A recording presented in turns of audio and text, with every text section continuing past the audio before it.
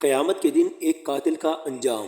ایک خاموش رات، اندھیرا ہر طرف پھیلا ہوا تھا، اور ایک شخص جس کے ہاتھ میں ایک بے گناہ خون سے رنگے ہوئے تھے، سکون کی نیند سو رہا تھا۔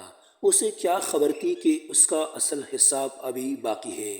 وقت گزر گیا اور پھر وہ دن آ گیا، قیامت کا دن۔ زمین ہلنے لگی، آسمان پھٹ گیا، اور ہر انسان اپنے اعمال کے ساتھ کھڑا تھا۔ وہ شخص بھی وہاں موجود تھا، لیکن آج اس کے چہرے پر غرور نہیں بلکہ خوف تھا۔ اچانک ایک آواز گونجی، قاتل کہاں ہے؟ وہ بہت کانپ اٹھا، ڈر گیا۔ پھر اس کے سامنے وہی شخص لایا گیا جسے اس نے دنیا میں قتل کیا تھا، لیکن آج وہ مظلوم کمزور نہیں تھا۔ وہ اللہ کے سامنے کھڑا ہو کر بولا، اے میرے رب، اس نے مجھے ناحق قتل کیا تھا، مجھے انصاف چاہیے۔ یہ سن کر قاتل کے ہوش اڑ گئے۔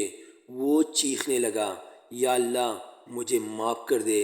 لیکن آج کا دن معافی مانگنے کا نہیں، انصاف کا دن ہے۔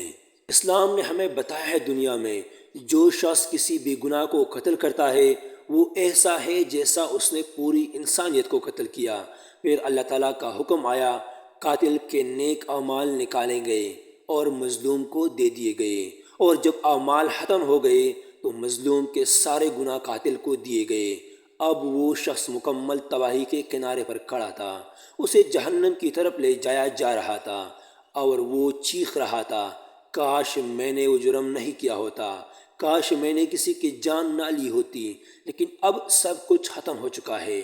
دوستو، اسلام میں کسی کو ناحق قتل کرنا بہت بڑا گناہ ہے۔ یہ صرف دنیا کا جرم نہیں رہا بلکہ آخرت کی تباہی بھی ہے۔